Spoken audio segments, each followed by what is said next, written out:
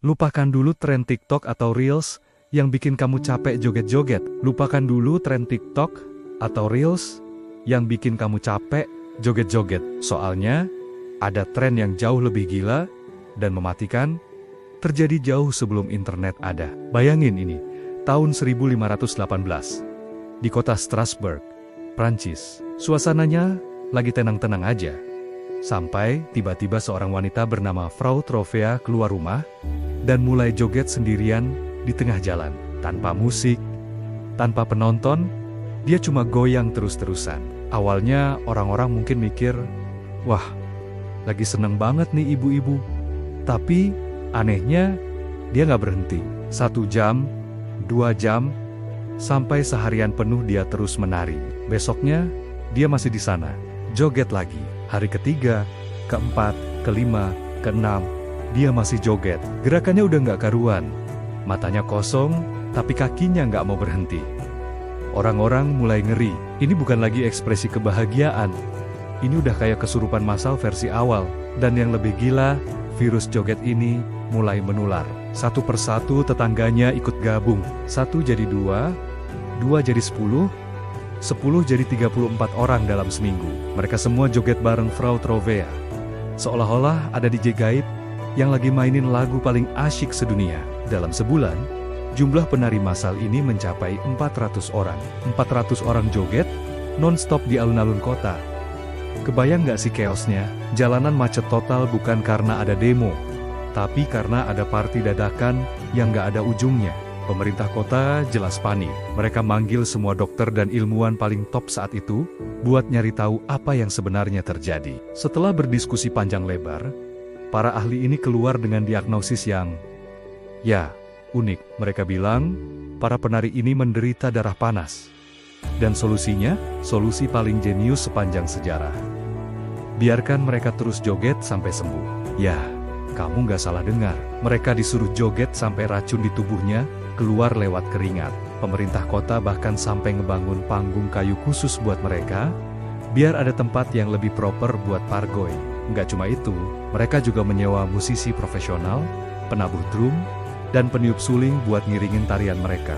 Logikanya, kalau ada musik, mereka bakal lebih semangat jogetnya dan lebih cepat sembuh. Tapi yang terjadi malah sebaliknya. Dengan adanya musik, tempo tarian mereka jadi makin menggila. Suasananya jadi kayak festival musik EDM zaman pertengahan, tapi dengan vibe yang super dark. Orang-orang menari dengan tatapan kosong.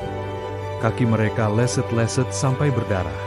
Tapi mereka nggak bisa berhenti. Tragedi pun dimulai. Satu persatu, para penari mulai tumbang, ada yang kena serangan jantung, stroke, atau simplemente kelelahan ekstrem. Mereka benar-benar menari sampai mati. Bayangin, kamu lagi asik joget, terus teman di sebelahmu tiba-tiba jatuh dan gak bangun lagi. Tapi kamu gak bisa berhenti buat nolongin, karena tubuhmu sendiri gak mau nurut. Setiap hari, ada belasan mayat yang diangkut dari lantai dansa dadakan itu. Suasananya berubah, dari aneh jadi mengerikan. Kota Strasbourg yang tadinya damai, sekarang jadi saksi bisu festival kematian. Lalu, apa sih sebenarnya penyebab wabah aneh ini? Selama berabad-abad, ini jadi misteri besar. Teori konspirasi pun bermunculan. Yang paling populer saat itu adalah teori kesurupan. Banyak yang percaya kalau mereka semua dirasuki setan atau iblis yang suka musik. Makanya, para pendeta dipanggil buat melakukan ritual pengusiran setan massal. Tapi ya, jelas nggak berhasil. Mereka tetap aja joget. Teori lain yang lebih ilmiah pada masanya adalah keracunan jamur. Ada sejenis jamur bernama ergot yang bisa tumbuh di gandum dan roti. Kalau termakan, jamur ini bisa menyebabkan halusinasi dan kejang otot yang parah. Kedengarannya masuk akal kan? Orang-orang halusinasi ngelihat sesuatu, terus badannya kejong-kejong kayak lagi joget. Tapi teori ini punya kelemahan besar. Kenapa cuma joget? Kenapa nggak ada gejala lain? Dan kenapa bisa menular ke 400 orang dengan gerakan yang hampir seragam? Aneh banget. Ada juga yang bilang ini adalah bentuk protes. Saat itu, rakyat Strasbourg lagi hidup susah.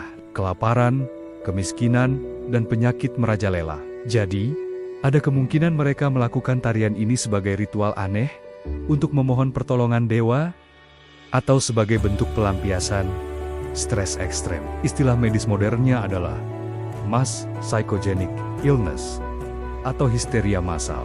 Ketika sekelompok orang mengalami stres yang sama, mereka bisa menunjukkan gejala fisik yang aneh secara bersamaan, meskipun nggak ada penyebab medis yang jelas. Pikiran mereka begitu tertekan, sampai akhirnya meledak dalam bentuk tarian tanpa henti. Ini adalah cara tubuh dan pikiran mereka berteriak minta tolong. Tapi, mari kita kesampingkan dulu semua teori serius itu. Karena ada satu teori konspirasi paling absurd, paling lucu, dan paling relate sama kita anak zaman sekarang.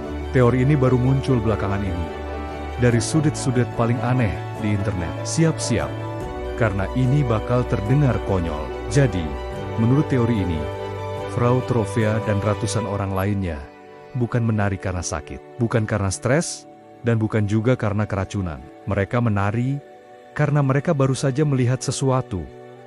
Sesuatu yang datang dari masa depan. Sesuatu yang lagi ngelihatin mereka lewat sebuah kota kecil bercahaya. Ya, mereka melihat kita, kamu, aku, semua orang yang lagi nonton video ini di HP atau laptop. Menurut teori gokil ini, terjadi semacam retakan waktu yang bikin mereka bisa melihat kita, para penonton dari masa depan.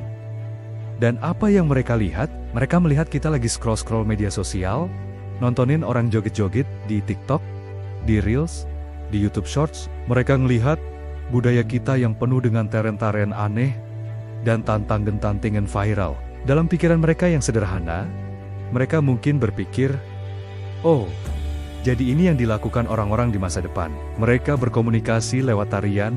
Oke, kalau gitu kita harus ikut joget, biar bisa nyambung sama mereka. Jadi, mereka menari buat kita. Mereka berusaha meniru apa yang mereka lihat dari kita. Mereka pikir, dengan menari, mereka bisa jadi bagian dari dunia kita. Tragisnya, tubuh abad ke-16, mereka nggak sekuat itu. Mereka nggak tahu, kalau tren di dunia kita cuma berlangsung 15 detik, bukan berhari-hari. Jadi, setiap kali kamu scroll TikTok dan lihat ada orang joget-joget, coba deh ingat sama Frau Trovea dan 400 korban lainnya. Mereka adalah korban pertama dari tren viral, jauh sebelum tren itu sendiri ada. Mereka adalah martir dari budaya scroll kita. Mereka menari sampai mati, mungkin cuma karena salah paham, ngelihat kita lagi asyik nonton video kucing joget. Absurd, kan? Tapi coba pikirin deh, kalau kamu tiba-tiba bisa ngintip ke masa depan dan ngelihat semua orang lagi melakukan hal aneh, mungkin kamu juga bakal ikut-ikutan. Jadi, pelajaran apa yang bisa kita ambil dari wabah menari 1518? Pertama, jangan asal ikut tren. Kedua, kalau lihat orang joget sendirian di jalan, mungkin jangan langsung diajak party.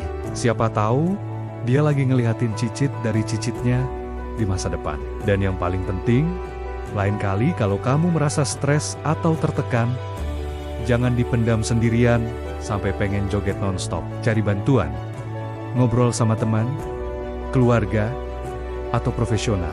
Karena kesehatan mental itu penting banget. Dan untungnya, kita nggak perlu joget sampai mati buat ngatasinnya.